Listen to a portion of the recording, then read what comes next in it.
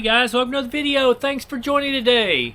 Today I'm going to do an update on one of my favorite shoes. It's the Topo Cyclone 2. I have about 200 miles on my pair and I just kind of wanted to do a long-term update. They are not worn out. I will continue running in them, but at 200 miles, just wanted to give a little info. I have really enjoyed these shoes. There's a few things that aren't my favorite about them, but in general, they're some of my favorite shoes out there. They're a non-plated racer, or non-plated up-tempo shoe anyway. They have a 28 millimeter stack height in the heel, a 23 millimeter stack height in the forefoot for a 5 millimeter drop, and I like wide, low drop shoes. They have a nice wide toe box, which I really enjoy. The upper is pretty breathable. And nice and lightweight. These shoes on my scale today, I'm weighing them and they're weighing 7.4 ounces in a men's size 11.5. I think they're rated at 6.9 ounces in a men's size 9. So extremely lightweight, fun shoes. One of the things that they put in them that makes them so fun is they are a full P-Bax midsole, which is a very bouncy foam, which really so far appears to not be losing the bounciness very quickly. So I'm at 200 miles and they still just feel as bouncy to me as they did the first day I got them. Really enjoying them. I use these a lot for up-tempo workouts. If I'm doing any sort of interval work, I'm doing hill repeats. I also use them for short races, like I do the 5K races, the Trinity 5000. All 6 of the races I have done this summer I've done in these shoes, and I really enjoy them. My hope was that with them at 200 miles, I've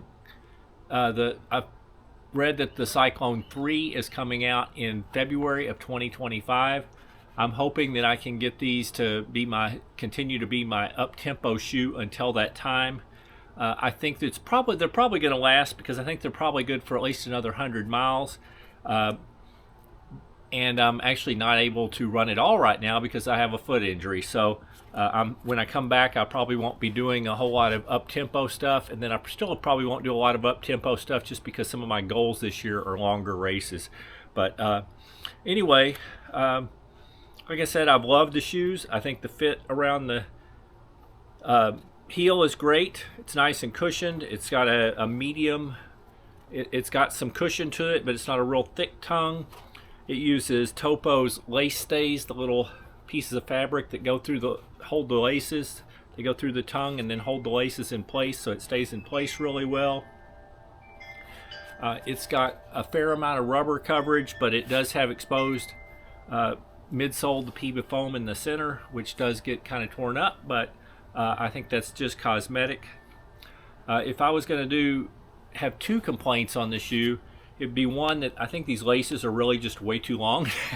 But that's okay. It's really hard for companies to get the lace length just right, and I do have probably a little bit slightly narrow foot, so I am tightening them down quite a bit, which probably gives me extra lace.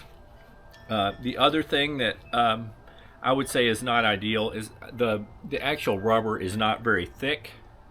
So you will see I have worn through the rubber. I'm at 200 miles. I have found I've been adding a little bit of shoe goo to it, and that's going to extend the life. And they still, sometimes you wear through and you get to the midsole and the midsole loses its bounce, but these still have all the bounce that they had before. So if I just add a little bit of shoe goo, I think I'll get another 100 miles out of these. So if I had any recommendations for Topo for the Cyclone 3, I know they're already planned. If they could just make the rubber just a little bit thicker, I would appreciate it. They are doing that with the Spectre 2s. The original Spectre had some complaints about the thickness of the rubber, and the Spectre 2s just came out and they made the rubber 2 millimeters thicker, which I think would also help a lot with the Cyclones. Anyway, that is my update. They are still really some of my favorite shoes. Just wanted to give my feedback. If you found the video interesting, please consider hitting the thumbs up, the like button. If you're interested in any more of my content, please consider subscribing to my channel. And other than that, I hope you are having a wonderful day and keep moving.